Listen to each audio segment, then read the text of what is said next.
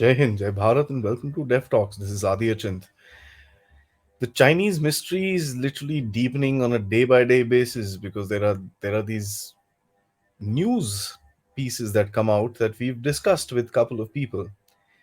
Now, here is a perspective that we need to look at from various different angles to find out what exactly is happening within China and its military.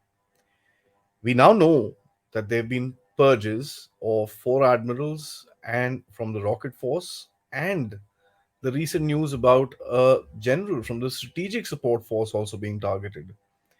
What's happening here? Let's try and understand with Lieutenant General Rakesh Sharma, who has a very keen eye on China and who's been on the podcast many times before. And I'm glad to have him back. Sir, hello and welcome to the show. Thank you for inviting me, Adi. Pleasure's all mine, sir. So, how do I begin this conversation? What's happening with it's supposed superpower who keeps fighting with its army? If I, for a very loose sort of a question to open this discussion. So, if you put Gang and what has happened to RRF and the Strategic Support Force all together, would- one would say that there is something abnormal about it. It's a country of this kind where this is absolutely normal. We can go back to previous time when Mao was around and he sacked two of these deputy chairmen of the CMC and put them into behind bars. So it's not new. It happens in there, and they probably learned from Stalin, who also was wanting to do the same thing, and he followed same kind of purges in his time. So if we see the history, only thing is that in the times of Jiang Zemin and even Jiang Xiaoping, of course, Hu Jintao, these kind of purges had little reduced. Mao's times they were there. I think we come back to a Mao era. If we followed last 10 years and you add what happened to RRF now, I think it was absolutely normal. He's been doing this from 2012, 13 onwards.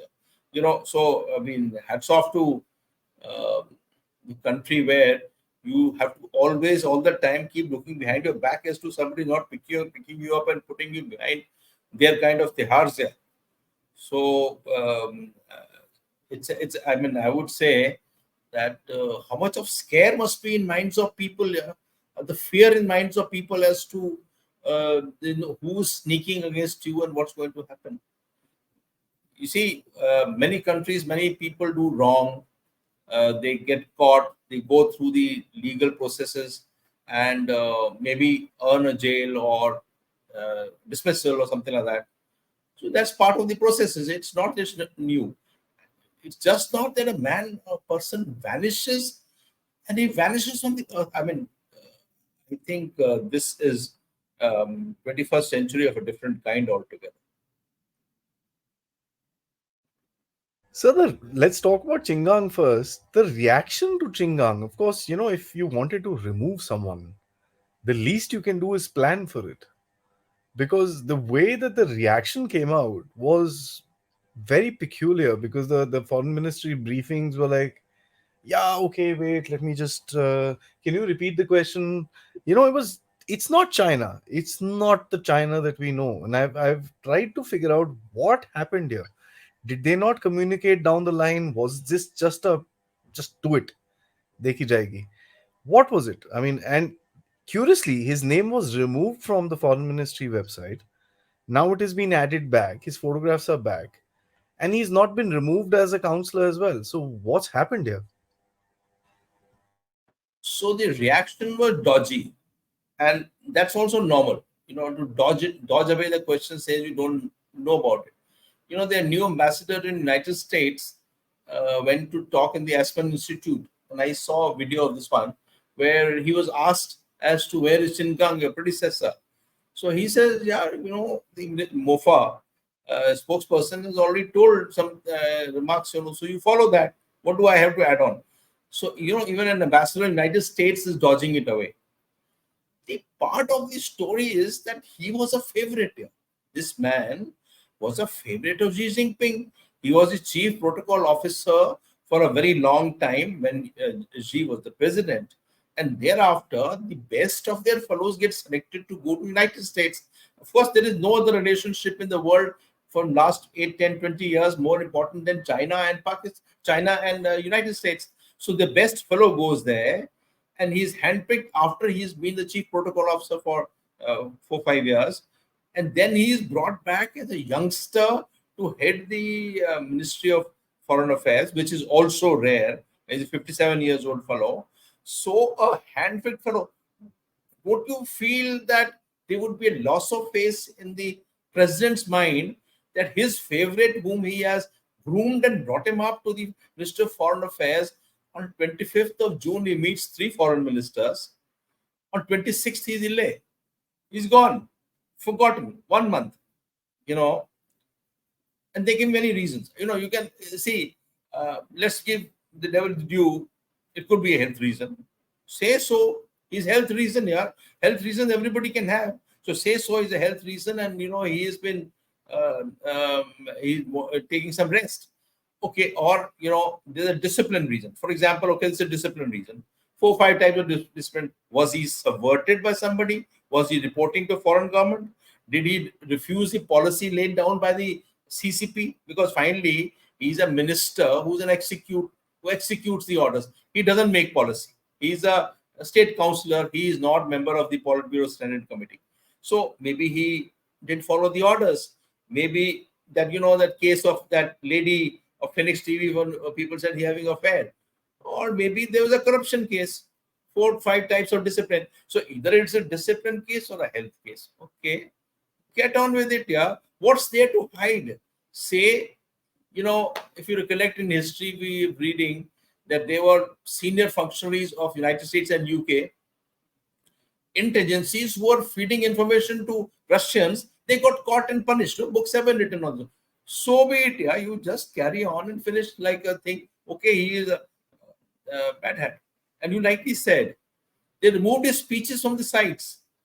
And then they brought the speeches back 2 3 days ago. And then, of course, they removed him from the ministry, but they did not remove him from the state council as a state councillor. So he's still part of the cabinet. State council is a cabinet. So he's a cabinet minister till date, but he is not, he's a cabinet minister without portfolio. So how does he handle the issues here? And you see, this all causes, and of course, he had a fine smile and fine way of dealing. When he was going around, he came out at least body language wise, a personable guy. Okay, nice fellow to talk to. But what he certainly lost is a great loss. And the way they executed it in the course of last week is also very interesting. It is not that they just did it. Actually, I was trying to read into it as to why 1 month. If they wanted to appoint Wangi is already sitting there. He's attended 2 3 meetings in the last 1 month. Why not appoint him on 1st of July? Why wait till this time? So I don't one. Okay, they are an opaque country, but as opaque that they can get. But fact is that they had a meeting of the Politburo last Monday. That day, the Politburo probably ordered the Central Committee to have a meeting tomorrow. The Central Committee takes 7 days meeting. Politburo meets once a month, say. And so next day, they met emergent meeting in which they had some kind of funny agenda of some law being studied, and then, some other issues. And lo and behold, they appointed Wangi. And then, see Wangi, okay, he has been 10 years as a minister, and we have written articles and spoken about Wangi and Yang Yechi, who was Wangi's predecessor as Politburo Standing Committee. Now, Wangi is a part of Politburo. So we have, and you remember Yang Yechi and Wangi went together to meet Blinken in Alaska, where all the fiasco took place. So Yang Yechi, as Politburo Standing Committee member, had gone also this one. So he was de facto. Now, Wangi is the director of the Foreign Policy Commission and Politburo member. He has a role. He is the authority to make policy. The execution is done by ministry. Now he is a policy maker and he's also an executioner because he has to execute the policy because he becomes a minister now. It also gives rise to a feeling that there is anxiety in the minds of President Xi on the foreign policy issues, that he had to recall a man who's already holding policy chair in Politburo, bring him back into the execution chair, though they are supposed to be. It's not that it not happened earlier. It's happened earlier, but this is rare phenomena because of trade issues or because of President Xi's own global security initiative and developmental initiative, or is it CPEC happening something, or Saudi Arabia-Iran deal, or what they're trying to do with the Israeli-Palestine, or trade is a major issue around here. What's the need? What's the compulsive issues that there was no other alternative available in a large country like China with a huge diplomatic corps, that you had to bring back Wang Yi, who had just been pushed the other side across to the Politburo, which means that there is serious anxieties on part of President Xi, that he wants continuity. I mean, he wants continuity of a kind which only Wang Yi can provide, because there are lapses here. There is so much to read. Of course, we are speculating, but this speculation is based on basic analysis, where you bring a man back who has just been upgraded up, and for them, going back to party is upgradation only. So he's gone back to party in Politburo, and now he's handling both scores. G20 coming, BRICS coming, so many issues happening. I think it's a wrong time for Chin to do whatever he did. It's not. I mean, let me be brutal. It's not the woman, sir. They're well known for their mistresses and stuff like that. So I'm not Jiang sure that Zemin, I. Jiang Zemin as a Yeah, president used to travel with two of these. They say two Mao. of these. Uh, okay, or happiness. So the fact is that I think that's a not a very serious issue also. So what is having extramarital affair? Wrap him on knuckle. I mean, what happened when the Peng Shuai thing happened? Japan. He Okay. was a She went missing here. She or he were. He went missing for 2018 or something. Missing. There are Abhi, three, sir. four of these. So yeah, And yeah, Jack I Ma. don't buy that. Huh, Chang. Yeah. So this is a very interesting sort of a phenomenon. Sir, I want to ask you about a very simple question when we go over to the military. Uh, you have a rocket force, right? It's a very technical arm. It's this, that, and the other. We all know that. If you take out four admirals from that rocket force, or four general officer level people, it may be admirals, marshals, or whatever they are, general officer level people have been taken out. How many general officers are there in that rocket force, first and foremost, that you can remove four of the big guys straight from the top? uh, I mean, what does it tell you about their war readiness? Is political correctness more important than war readiness, or what is it? Or this force was not coming into his control? I fail to understand this. So, Adi, we follow this force. It's a very, other than this, the strategic support force, the rocket force that he's created are both game changers. They are very serious organizations created in his transformation that he's affected in 2015. And its capabilities. Now, see, if he's got 41 missile brigades of conventional and nuclear together, and many of these people were handling nuclear issues earlier, the purge is quite significant.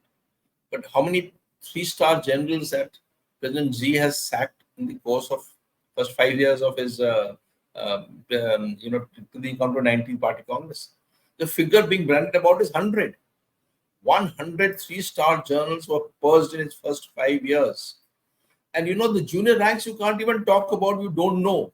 So here somebody have a general today, and tomorrow he is absent for no reason. And this was purged. And you see, PLA was known for corruption. Like Pakistan Army, who does whole lot of business earlier. Pakistan Army, everything is business only. Even politics is business only. Everything is money. These people also had similar businesses, hotels, and all they used to run, which there was a bulletin applied, and they said, okay, you do your professionalism and remove the business apart. Pakistan Army has not done it. Pakistan Army, you see, it's life for them. So the corruption was rampant. Yeah, there is money. There is a whole lot of money, deep pockets, and but in the garb of corruption, you can also pick up somebody who you feel is adverse to your relationships, or you he doesn't like you, or vice versa, or somebody fills your ear that he is a bad hat, and you just lift him up and throw him away. So 100 three-star journals is a very long, very large number of people who have gone away. And then subsequently, you bring it to as close as this. There were two. He moved two of these journals. One chap committed suicide in 2015. Yeah. One of these men, three, he committed suicide next year. The other fellow is rotting away in jail for life. A Lieutenant General, part of the CMC. CMC is the end all, yeah. And there is no court martial. Even Pakistan, who we must compare, the Supreme Court is discussing the issue. Can we do court martial or not? Your civil courts must try something out. Everything is not court martial. There is a decision pending in the Supreme Court of Pakistan. Here, the man goes missing, and you don't even know the legal processes, and he's off. So it's happening here. But the corruption was also rampant. Corruption was rampant, and I think in the garb of corruption, he's cleaned the people who are inimical to him.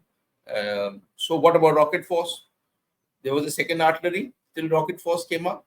It existed in many forms, but the growth of the Rocket Force from second artillery has been tremendous.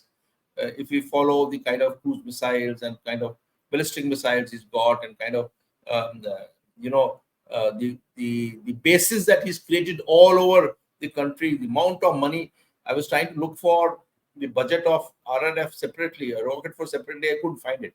But the subject is in my mind to research subsequently as to what is the budget that has been given to this organization from 2015 till date.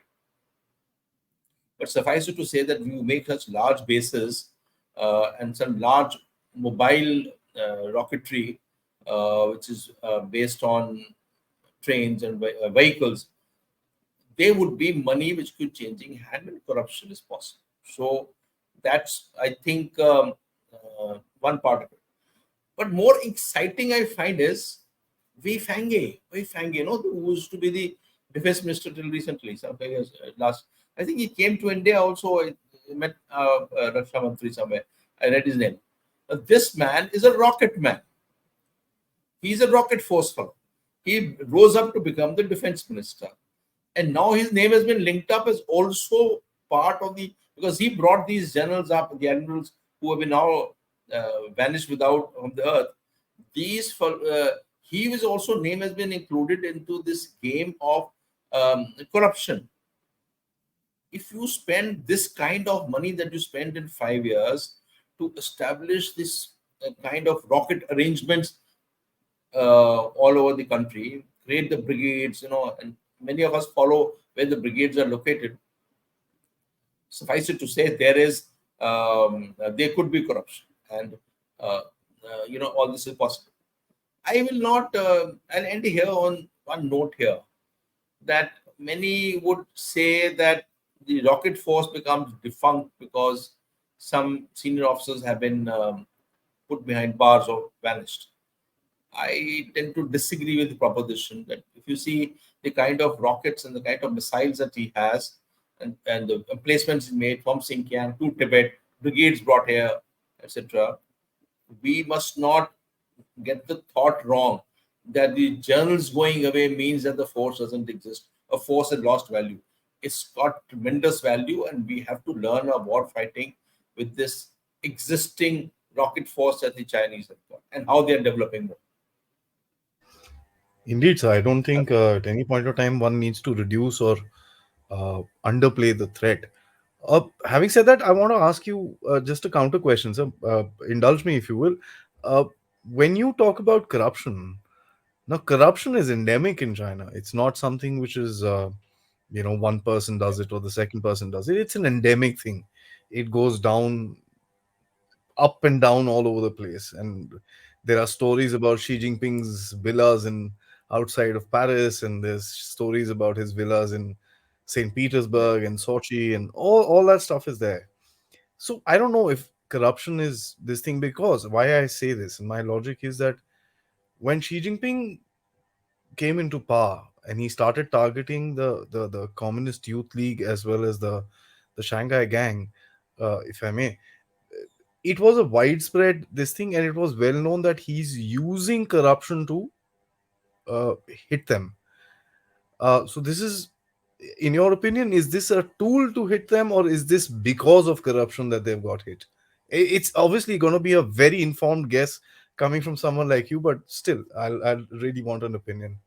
So it's speculative in nature. The fact is that the corruption would have been there. The undeniably corruption has been would have been there. But it also must be said that there may be elements, like you said, the organizations, Youth League or Shanghai Gang or whoever, people who are not fond of him in one form or the other, or people mistoward, who would be whom he was wanting to would have been wanting to put aside so that he can bring his kith and kin up in the chain by removing somebody who has been in there. So either the rationale is this, that, or the other, in any form, whatever it is.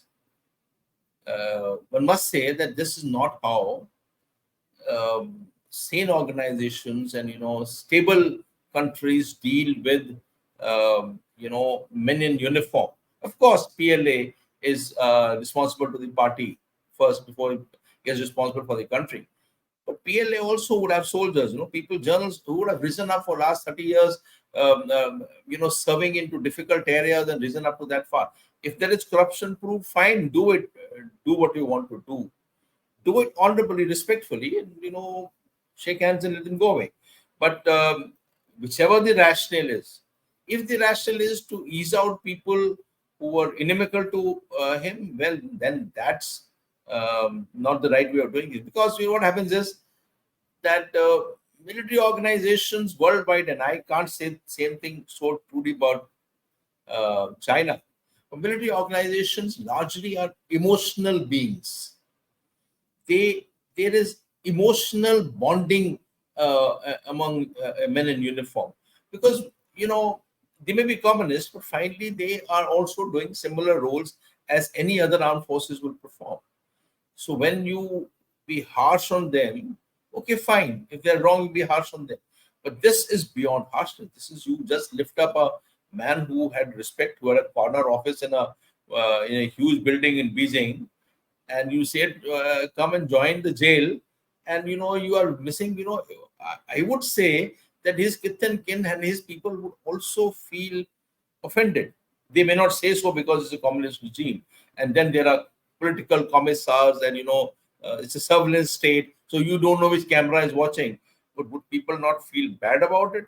I think organizations will feel bad, because there is an emotionality involved into conduct of our military organizations all over, and it may not come up on fore tomorrow, but these things are not obliterated in minds of people. Man may not say so. So I would hasten to add that if there is a proven corruption and a proven case of subversion, a proven case of indiscipline, they have a commission of something Mhm. called CCDs, as a commission of discipline. The man who heads it is part of the Politburo standing committee, Yeah. the end all. So there are people sniffing around. If somebody's corrupt, is fine, but it's been removed on the garb of corruption. Why the corruption did not exist could have deep-rooted effects in times to come.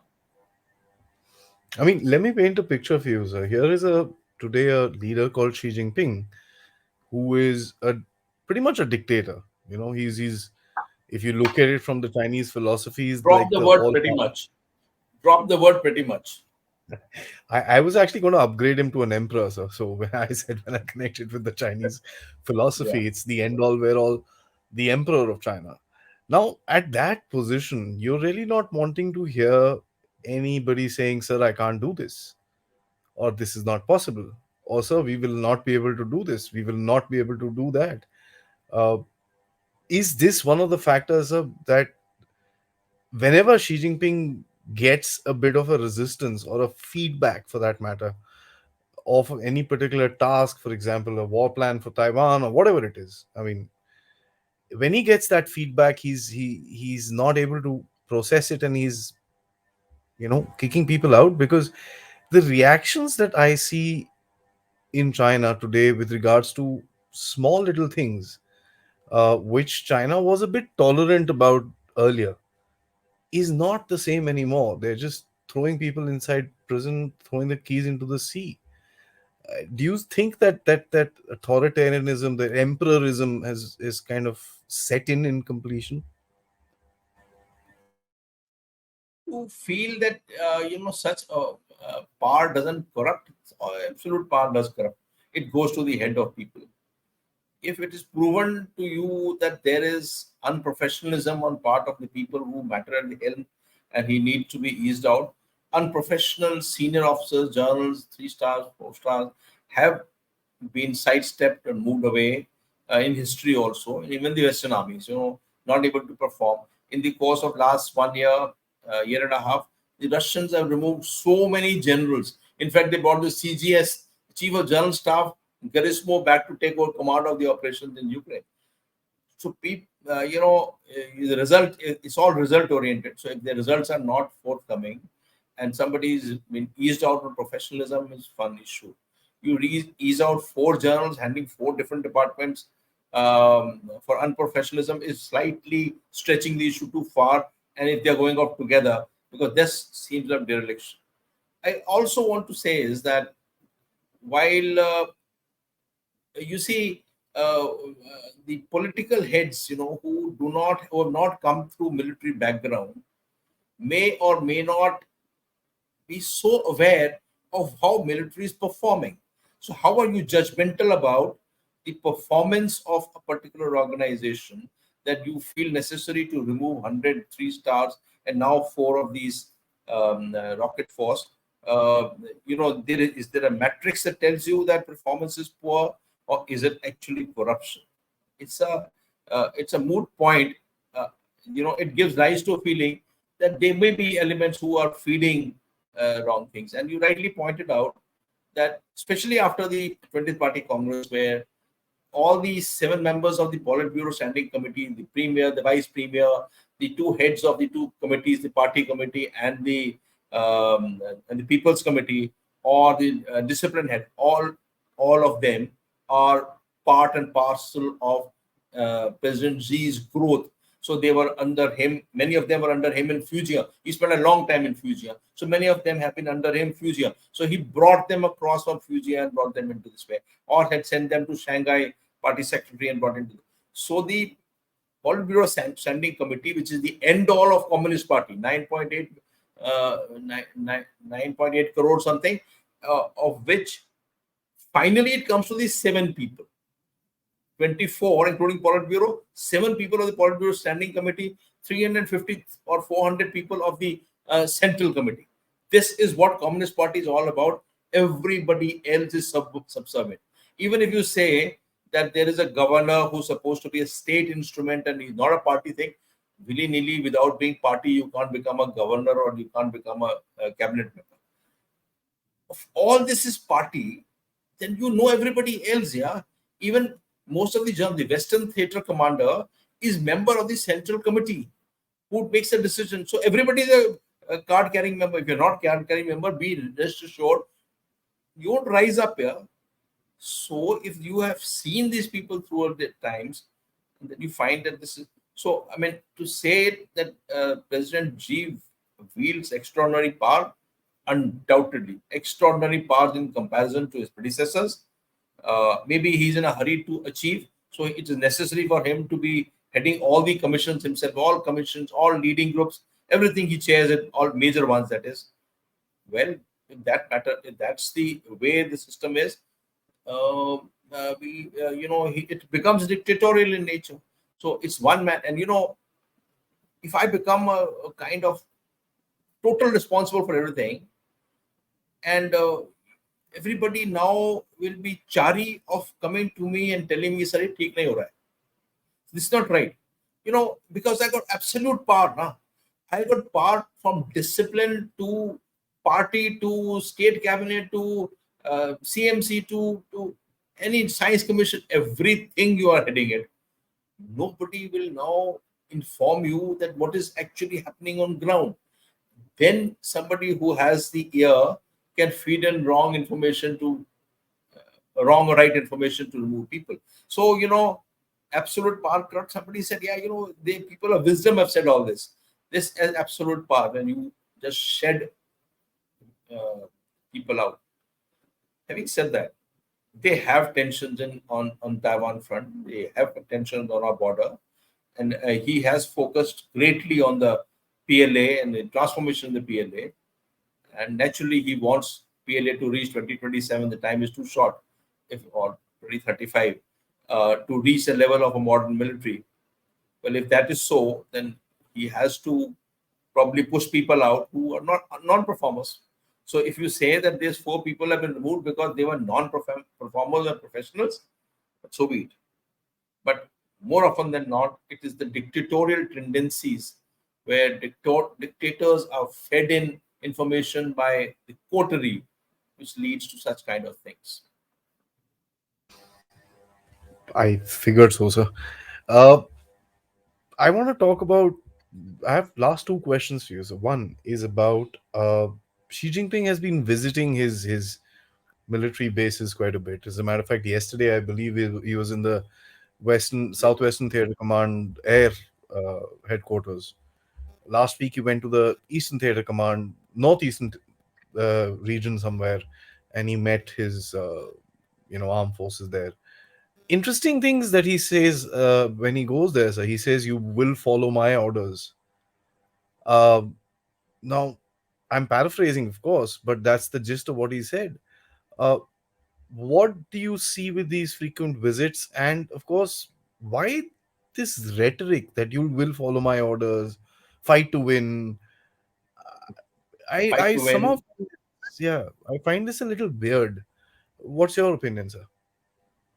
So this fight to win or similar remarks, one has been hearing from November onward, after 20 party Congress. Everywhere he visited. Inner Mongolia, he said we want a steel wall or something. Then fight to win to fight. There's 6, 7 of these phrases that he uses. And he's been using it regularly. We want to followed it and noted it down. Sometimes, when you read this question, then you want to analyze, what does winning mean? When you go down to a place and you say fight to win, okay, fight to win, fight, fine. What does winning mean? What does winning mean in the 21st century? Which superpower has won a war in last 50 years? None. What is winning? Yeah? Russians, Soviet Union didn't win Afghanistan. Americans didn't win this one. In Afghanistan, neither has China won Afghanistan. Sorry, Korea, or neither China win Vietnam.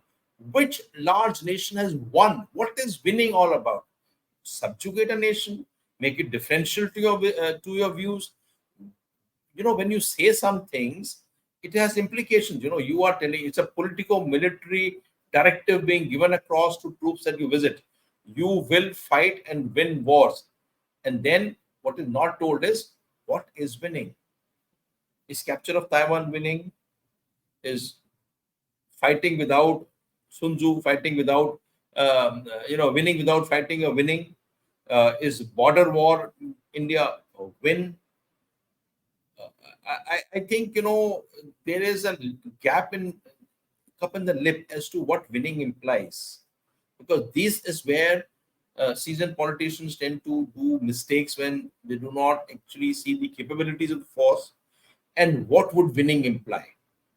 When the United States said Iraq regime change, okay, that was winning, but they could not execute regime change. In fact, even if Saddam Hussein went away, there was, Iraq continued. Americans withdrawn from Iraq. Iraq has not come out to the right forum, or Libya or Syria. So the fact is, uh, when you say winning, it has to be exemplified in some form. Now we can make judgmental issues as to what he says fight to win, and then he says steel wall of defense. Something he said in Mongolia, in Inner Mongolia. Now, with steel wall of defense, where does he defend there? That he can't defend against Mongolia. Mongolia is not a threat at all. It's only a question of Xinjiang and Tibet. That's a question of steel wall of defense. Uh, is he telling his people that they will be offensive from the Indian side? So you create a steel wall of defense. All this has to be paraphrased, no, subsequently.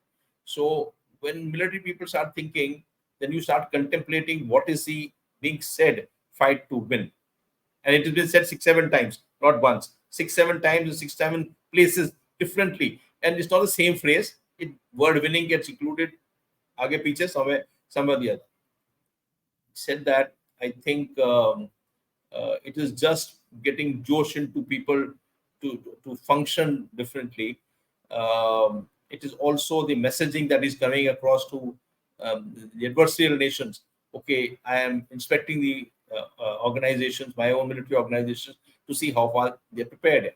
See, the last exercises they did of Taiwan coast, 3 commands, 3 theaters functioned together. So 3 theaters were involved.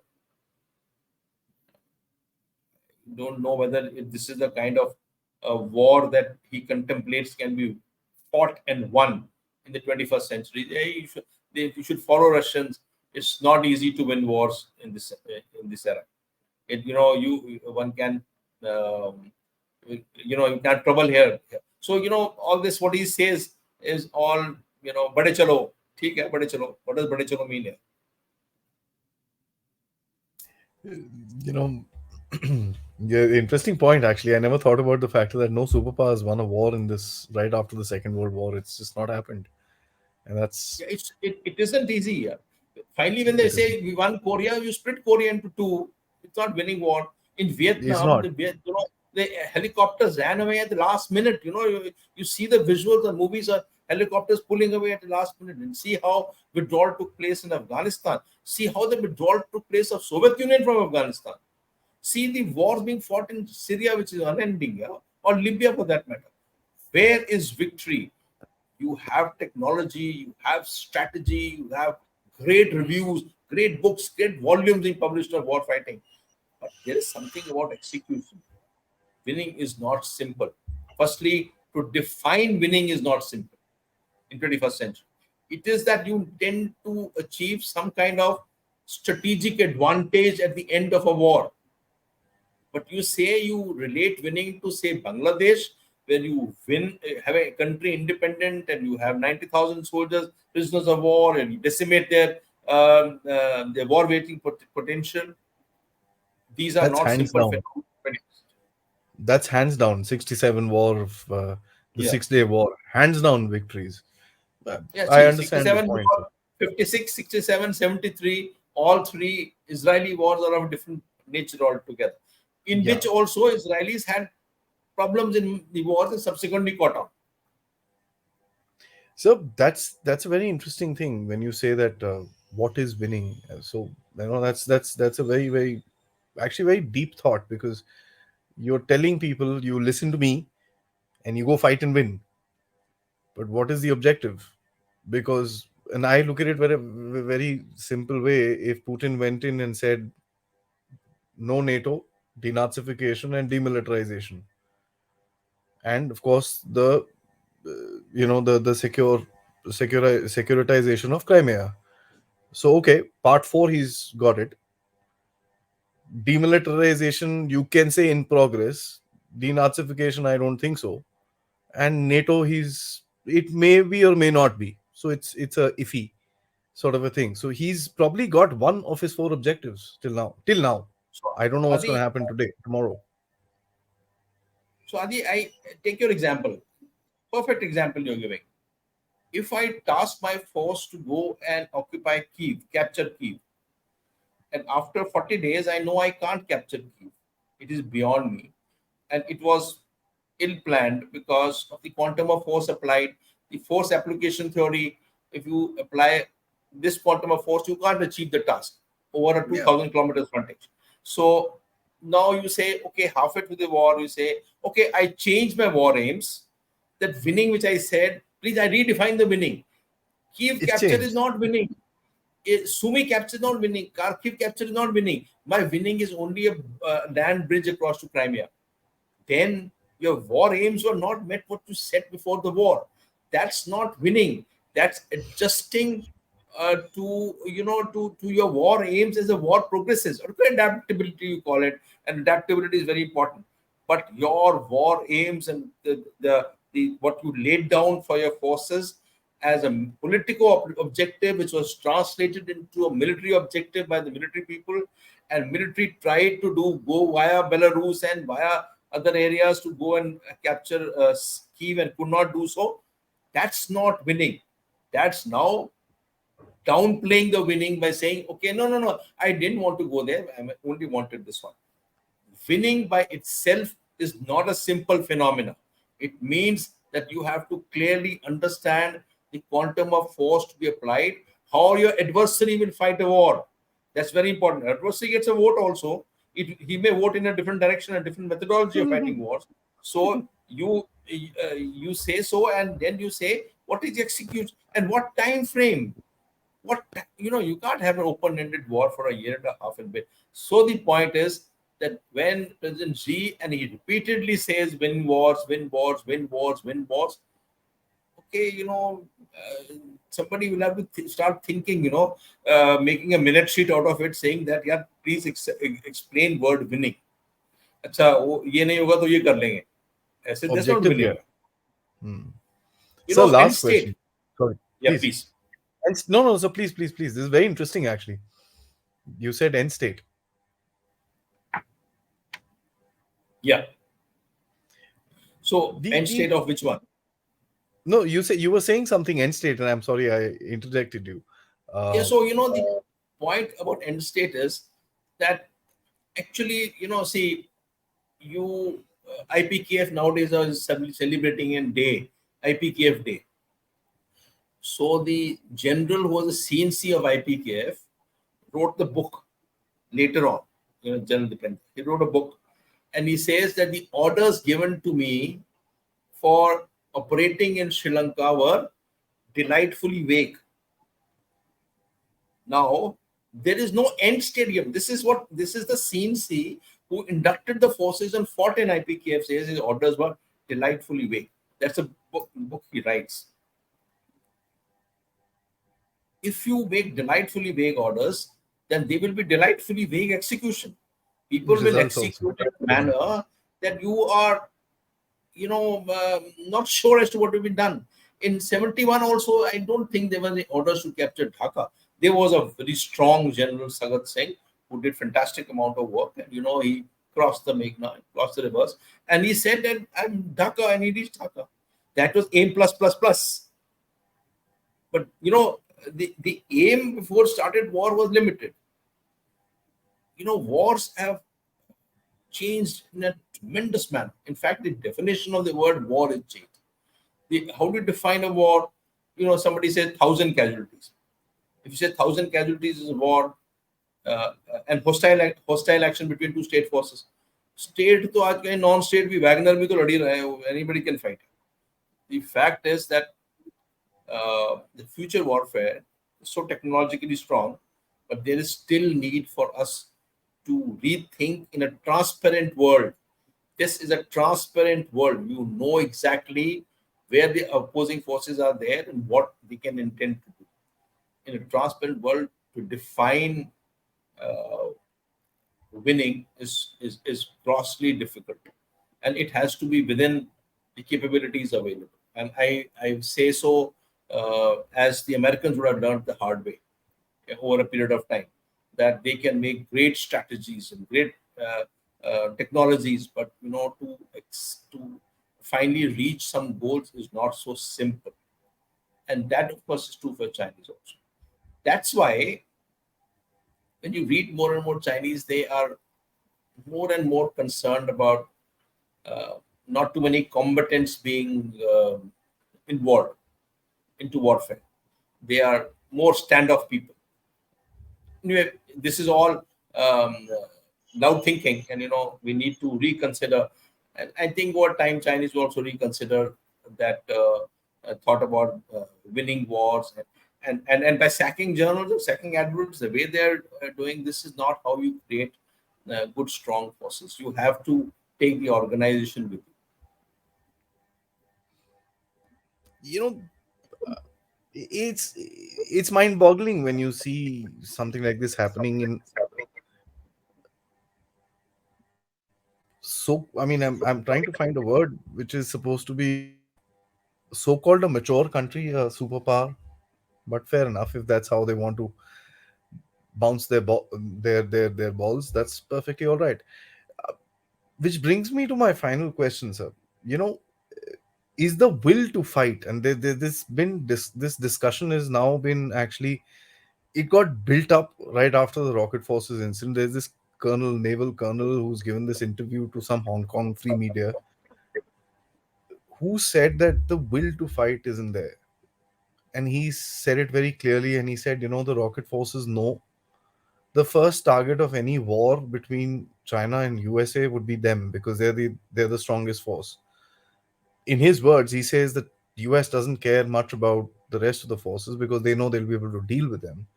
The biggest threat that they have is the rocket force. So the first attack of the US would be to take out the rocket forces. Uh, he also spoke about a little bit of that, a little tingle with India as well. And he said, we are so vulnerable, and the officers on the ground know that.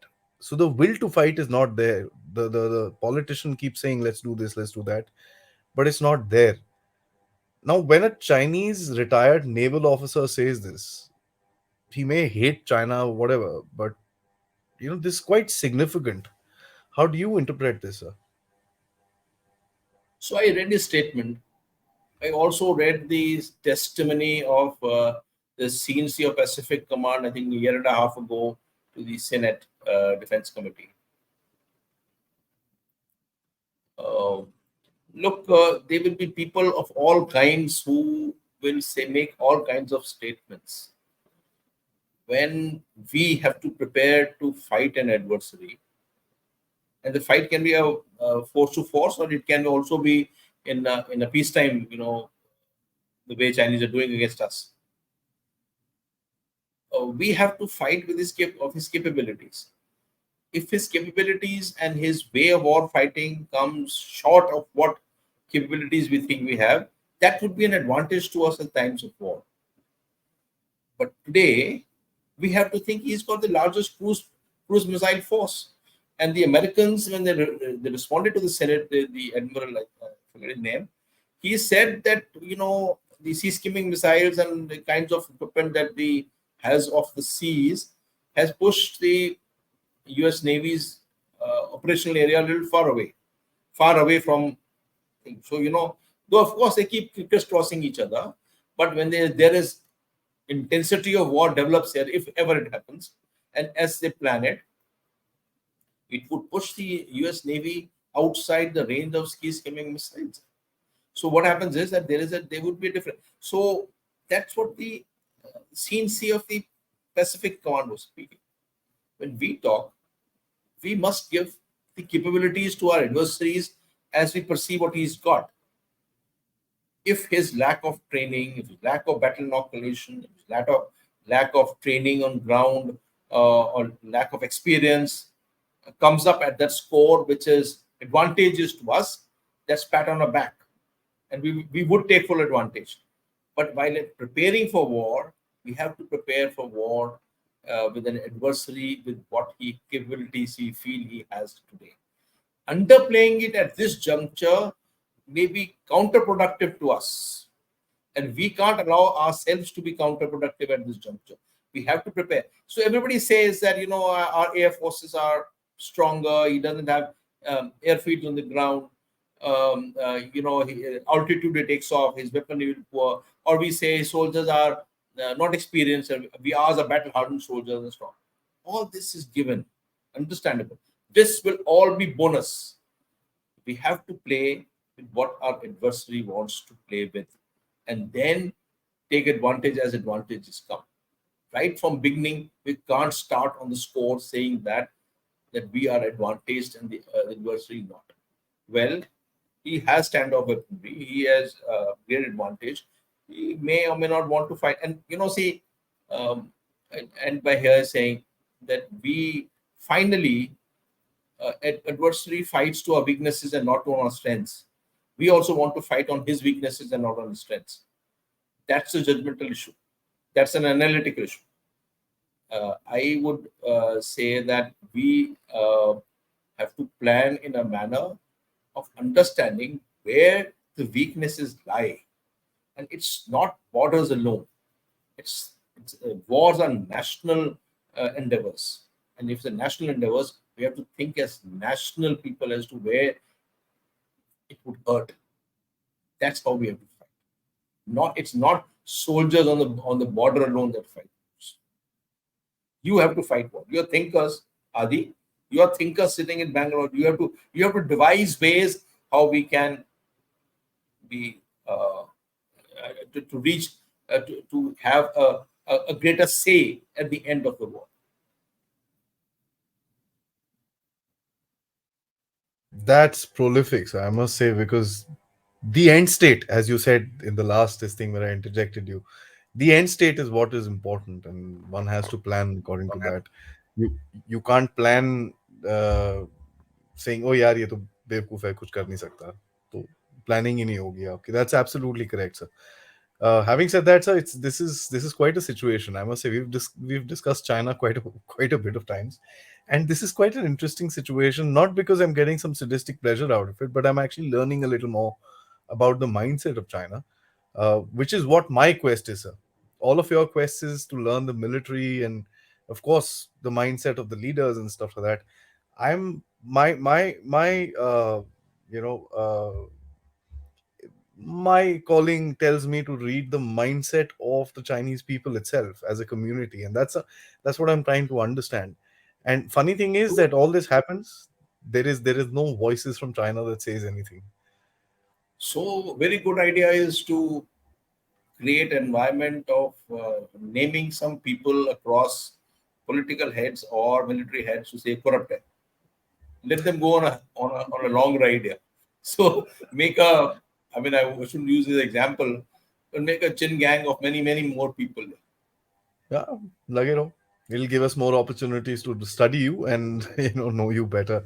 Sir, thank you so much. It's always a pleasure talking to you and learning from you. Thank you. uh, it's been a while, and I hope the next talk is not after this long.